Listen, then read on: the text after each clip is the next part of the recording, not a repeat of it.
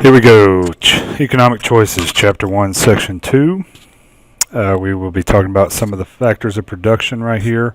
These are the factors of production: land, labor, capital, and entrepreneurship. Or land, capital, labor, entrepreneurship. It's all the same.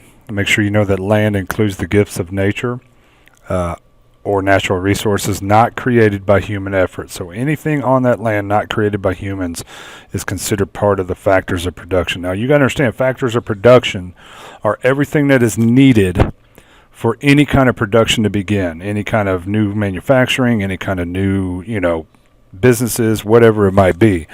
And then moving on to capital. Capital includes the tools, equipment, and factories used in production. So any tools, equipment, etc., that are going to be used in that production of that company, it's part of the factors of production.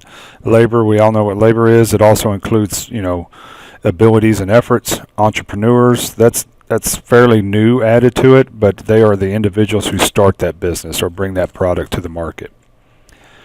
PPC, trade-offs and opportunity costs. Let's talk about that first. Trade-offs. Trade-offs are all the alternative choices that we give up whenever we choose something else, okay?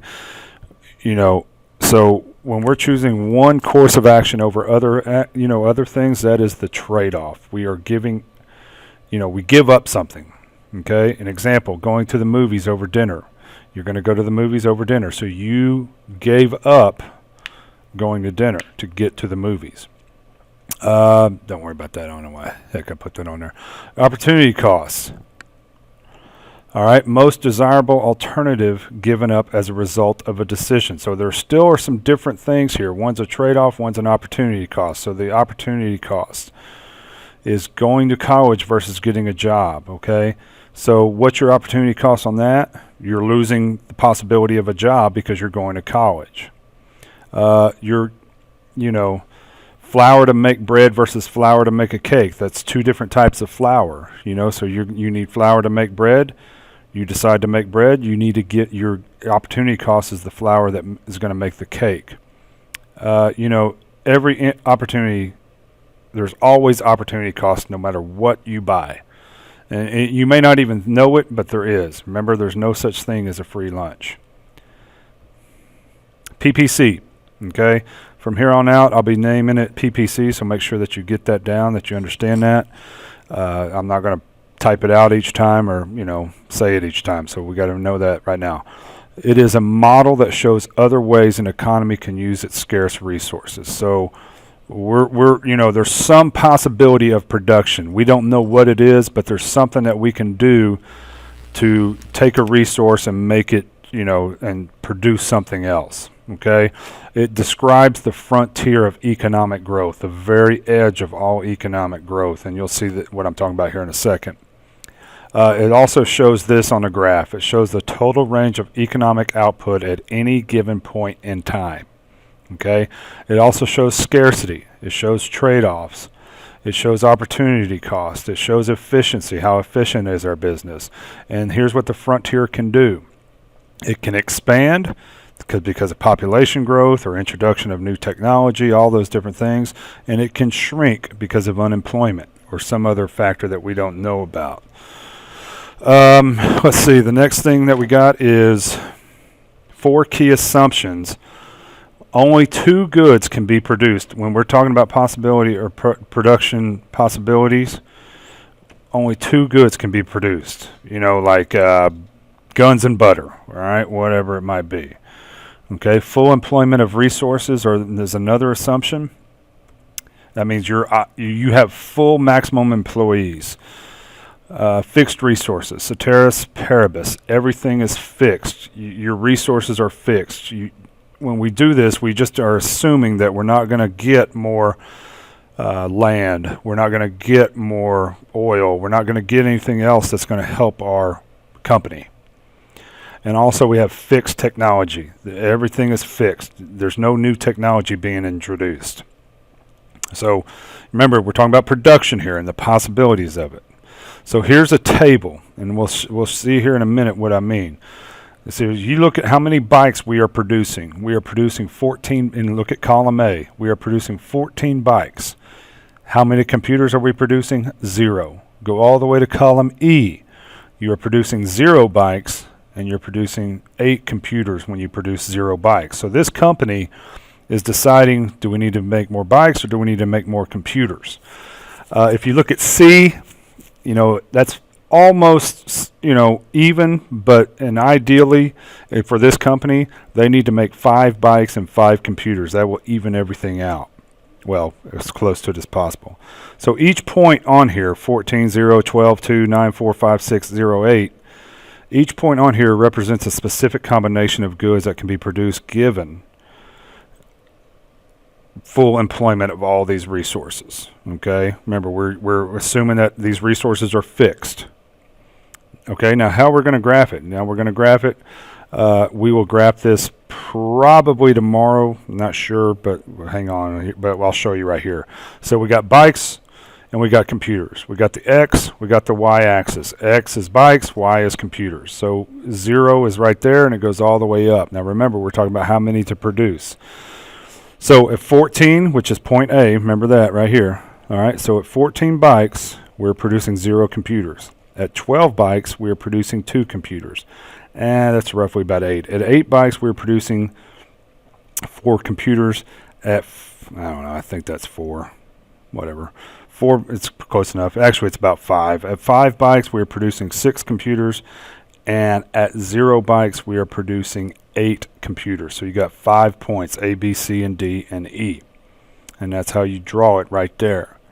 Now, how does this graphically demonstrate scarcity, trade-offs, opportunity costs, and efficiency? Okay, everything inside is inefficient or unemployment. So if we were to say at point C, which is about 9 bikes and 4 computers, we are maximizing everything at that point. But if we, let's say, went 9 bikes, let's say we went 9 bikes and 2 computers, that would be inefficient. And don't freak out. You'll understand it later on as we keep going. All right, so point F is inefficient. It's unemployment or some other factors that are happening. Everything on the line is efficient. Everything on the line is total efficiency. So that's utilizing all our stuff to the maximum ability. Out there, which is point G, that is unattainable given what we have right now as far as resources. We need something else to reach that. We need new technology. We need whatever it is that we got to have. Okay, so let's talk about opportunity costs on this. And hold on, don't look. All right, this will be the last one. And then we'll do these things that I'm showing you right now. We'll do them together. We'll do them together tomorrow. All right, so here's the last one. Okay, let's talk about opportunity cost. Okay, if you look right here, the opportunity cost, if you can see my arrow, opportunity costs are moving from A to B, from this point to this point. We are producing 14 bikes at A. We're producing 0 computers at A.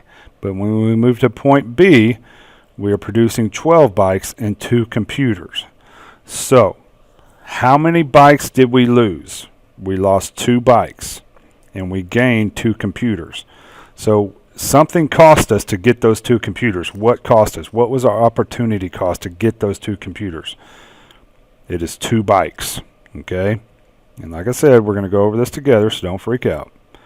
All right, the opportunity cost of moving from B, right here, from B, which is 12 bikes, to D, which is 5 bikes. What's 12 minus 5? 7 bikes, okay?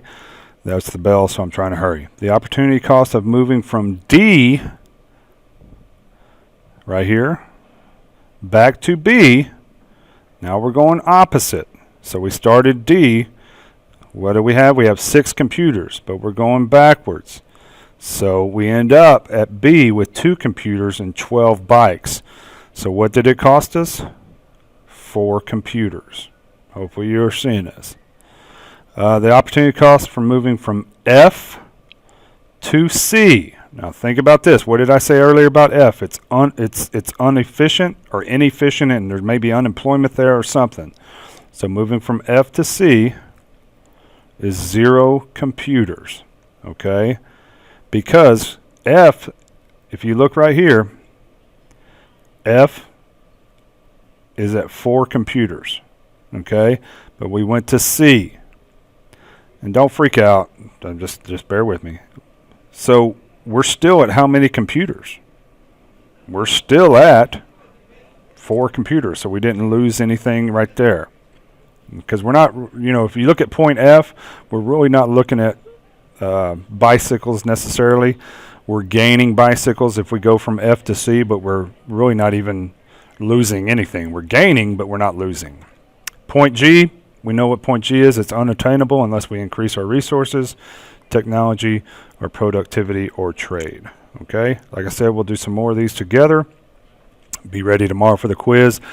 I would highly recommend that you also look at some of the earlier stuff, because I'm going to put a couple of those things on there as well. Like no such thing as free lunch,